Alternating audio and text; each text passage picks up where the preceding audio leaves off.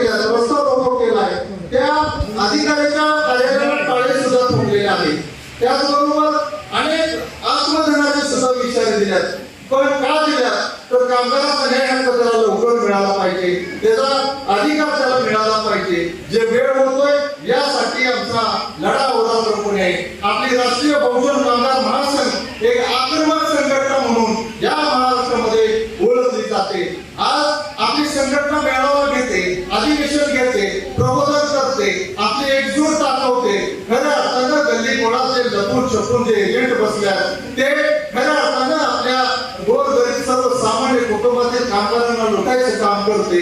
खऱ्या अर्थानं आपण सावध राहिलं पाहिजे, कारण की आपली संघटना रजिस्ट्रेशन आहे. प्रत्येक वर्षी आपल्या संघटनेचं ऑडिट होते. जर एखादा चौकशी लागली आणि चौकशी लागल्यानंतर मला वाटतं मागे 6 महिन्यापूर्वी महाराष्ट्र शासनाने एक जी.आर काढला होता की जे बोगस कामगार आहेत त्यांची चौकशी होणार.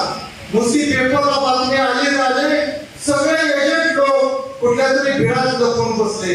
खऱ्या अर्थानं हे भेणारे लोक कधीही आपला उद्धार करत नाही, कधीही आपल्या कुटुंबाला आपल्याला सहकार्य करत नाही.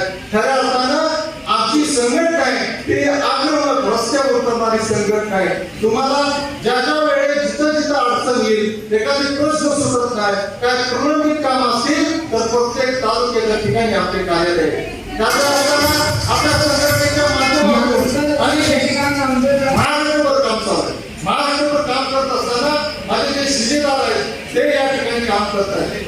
आज प्रतिष्ठापने सरकार एक तरुण गेले 7-8 वर्ष झालं, 10 वर्ष झालं माझ्या सोबत आहे. त्याचं वाटेगाव या ठिकाणी कार्यालय आहे. जर आमच्या इसाशे बहिणांचं जर या ठिकाणी कार्यालय आहे. आमच्या अनिताताई कौशे मॅडमचं दिग्रस कवटे पिराण या ठिकाणी कार्यालय आहे. त्याचबरोबर वाईट मॅडमचं कार्यालय आहे.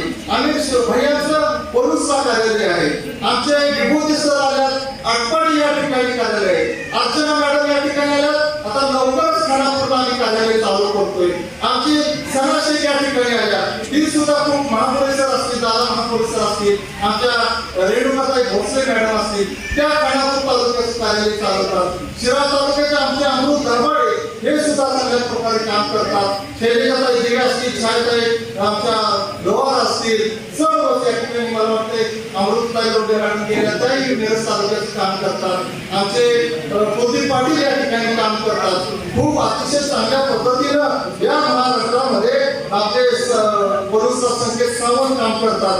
म्हणजे पूर्ण महाराष्ट्रभर आपल्या संघटनेचं मोठं जाळ आहे. तर येणाऱ्या काळामध्ये मी जास्त तुमचा वेळ न घेता आपल्या संघटनेची मागणी, ती मागणी आम्ही आज आपला अधिवेशन संपल्यापासून आम्ही ती मागणी लावून धरणार आहे की आमच्या कामगारांना या प्रकारे हक्क अधिकार मिळाला पाहिजे, न्याय मिळाला पाहिजे.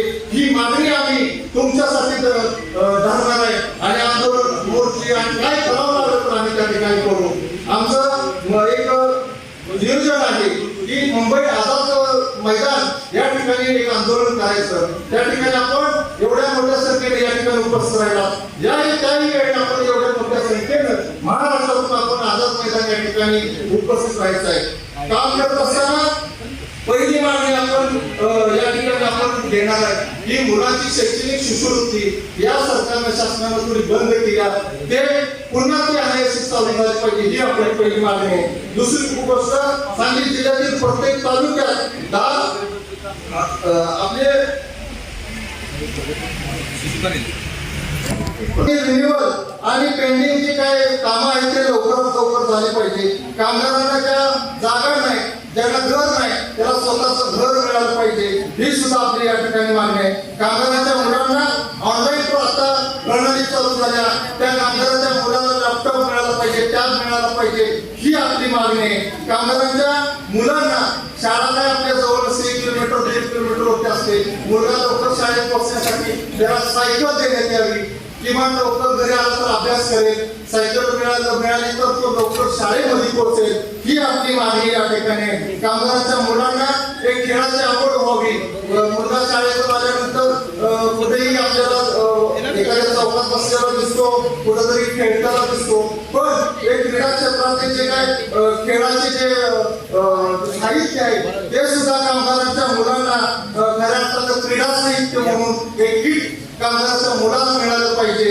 त्याचबरोबर कामगारांच्या मुलांना खेळासाठी मिळालंच पाहिजे, पण कामगारांच्या मुलांना एज्युकेशन किट सुद्धा मिळालं पाहिजे. यामध्ये स्पर्धा परीक्षेचे अभ्यासक्रम असतात, एक मागणी पुस्तक असतात, त्याचंही किट कामगारांच्या मुलांना या ठिकाणी मिळालं पाहिजे.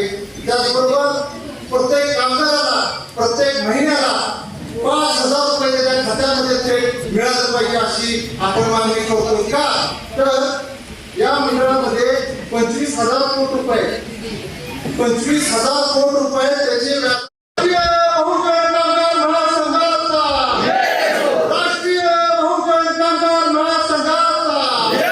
आणि कोण म्हणता येत नाही, आहे आपल्या हक्काचे हात थोडा जोरात करा. हात असा व्हायला लागला आपला, तुम्हाला त्रास देत